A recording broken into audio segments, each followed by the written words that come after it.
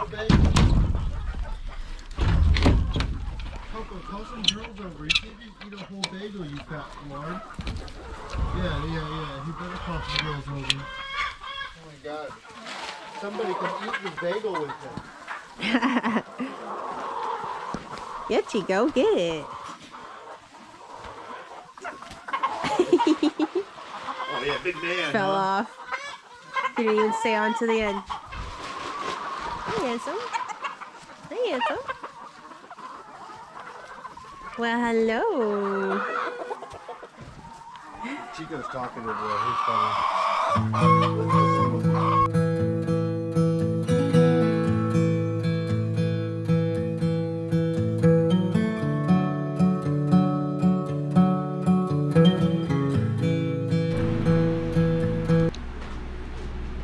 All right, bub.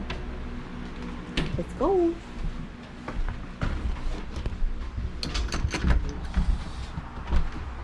Coming out too? Come on. What's up? Ladies first.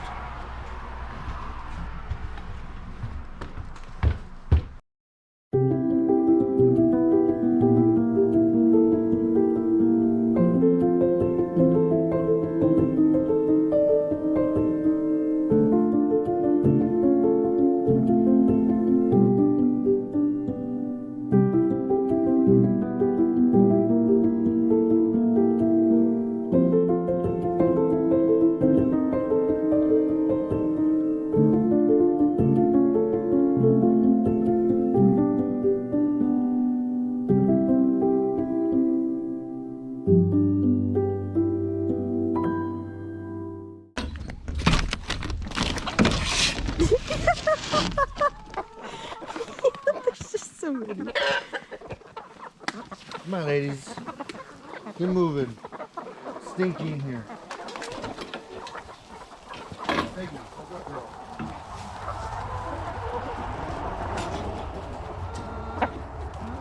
Smells like you guys have been farting.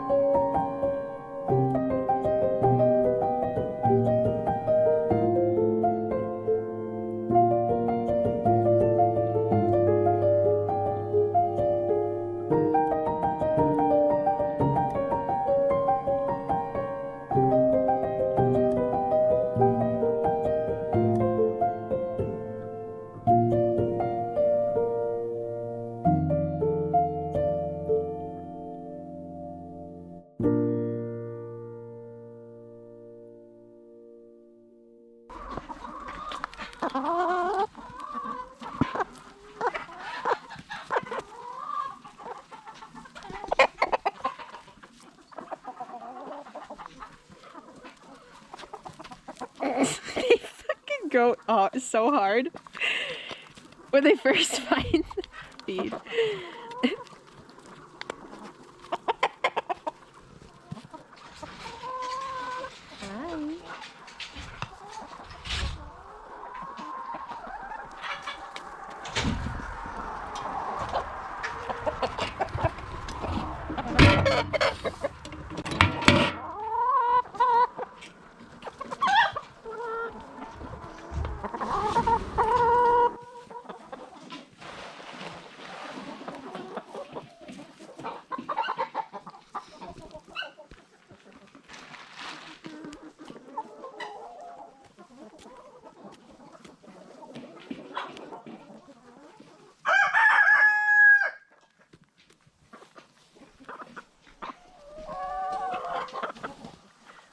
showing off, Peggy? Yeah, girl. Strut.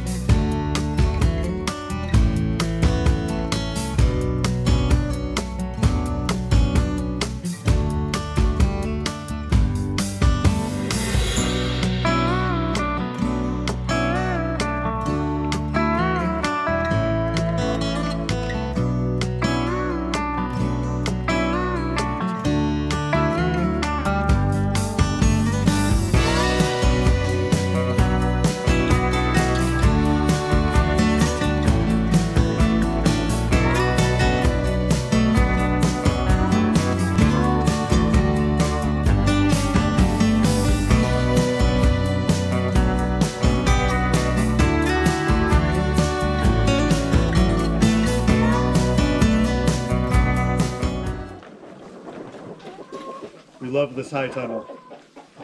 This has been the best investment for our farm that I think we've made yet. It's about 2 or 3 years old. It's really paid for itself over and over again. But we use it all year round. So in the summer we grow tomatoes, cucumbers, and squash varieties in here. Super nitrogen loving. And in the winter we keep our layer hens in here. This not only keeps our layer hens more productive because they're getting a warm climate and a climate that's still getting the daylight, the sun. This is south over here, so they're getting sunlight all day long, and they get to stay nice and warm. There's no wind, but this keeps them scratching, keeps them happy, keeps them warm, keeps them productive. So we really enjoy this high tunnel, but we do it regeneratively. So what that means is we try to utilize as much of the manure as possible to fertilize our plants that'll be here in the summer. With that being said, there's a few things that we do to do that. First thing is we lay what's called a carbonaceous diaper down. We have a lot of wood shavings. You can use wood chips, you can use straw, you can use hay, you can use leaves if you have that, but we use wood shavings and straw, and we'll probably move to wood chips in the future. But right now we're utilizing all that carbon to capture and harness all their manure. So 50% of the chickens' manure comes out during the day as they're walking around, but the other 50% comes out at night. And when they are roosting, you'll see this roost over here, they release their manure and it falls onto wood shavings that we put out every day. And every day we move their structure one space over. That keeps the manure evenly distributed in here, fertilizing. It's pretty much the same amount everywhere. And then they come through, and through their natural behaviors, they'll scratch and they'll break down and they'll spread out everything even more. So we want that carbonaceous diaper there to collect that manure A lot of it goes into the ground here, and that's why we run those nitrogen-loving crops.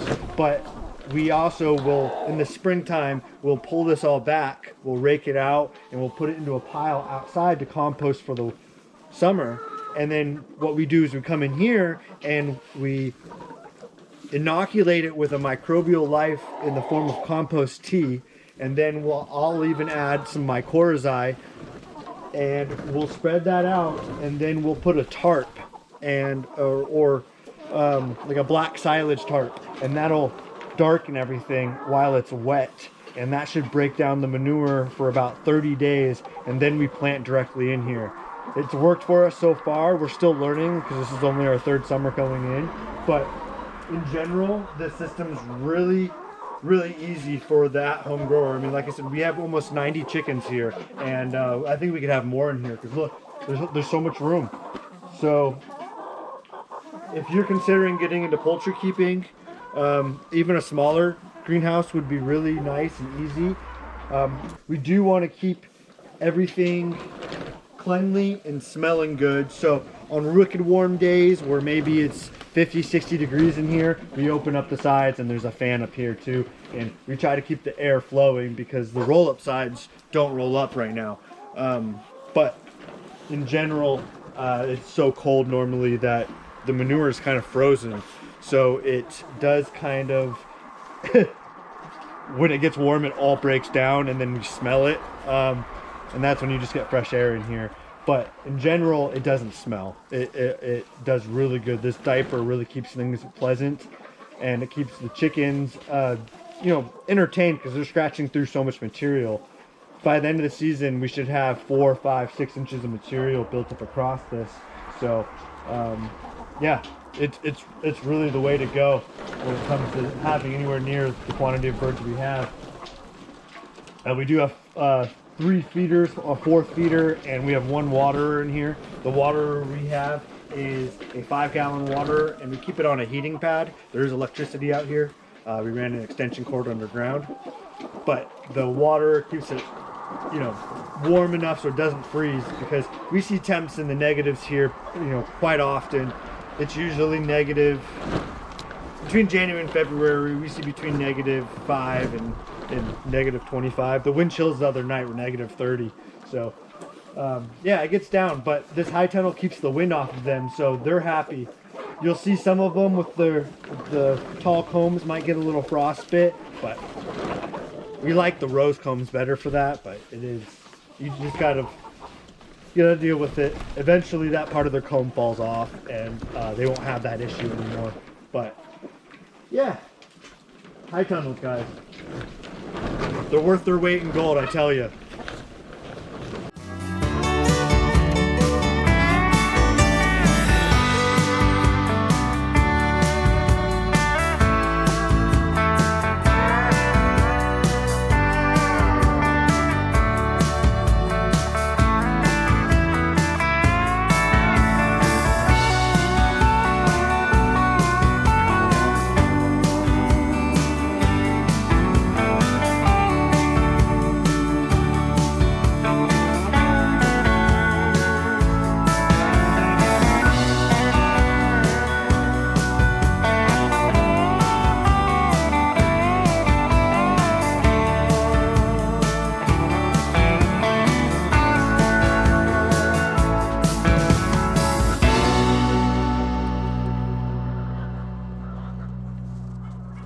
Come here, guys. Come here. Come on. Samson, come. This way. Let's go this way. Come.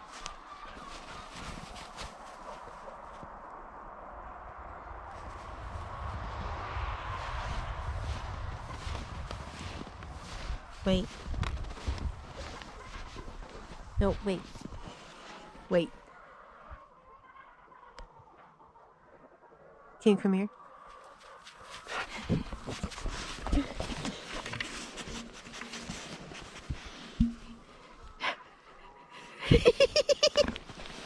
You want some of this? You don't even know what I have. You don't even know what I have. You're crazy, animal.